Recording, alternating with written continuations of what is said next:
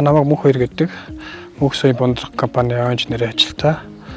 Манай компани 1992 сангийн Улаанбаатар хотын баруун бүсийн үндэсний усыг сайжруулах төсөл дээр мод тарих ажил гүйцэтгсэн. Энэ ажил нь бол нөлөөлөлт өртсөн талбайд мод тарих ажил байсан ба туулгын дагуу 10,000 ширхэг тухайн бүс нутагт ургадаг мод цогийг тарьж ургуулсан. 5.3 га талбайд улаас, хайлаас, бургас гэсэн мод цогийг тарьсан.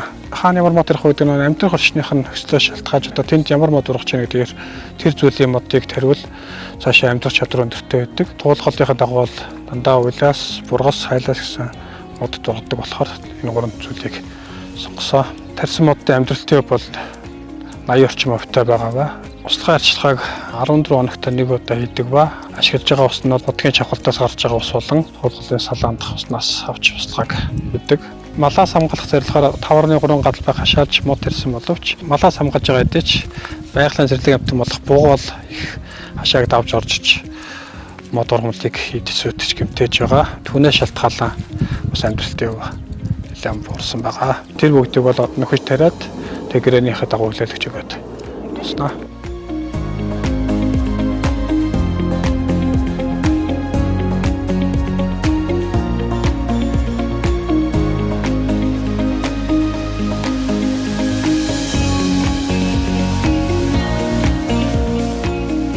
Ус амьдралыг тэтгэж итгэл нөхөрлөлийг баттгах.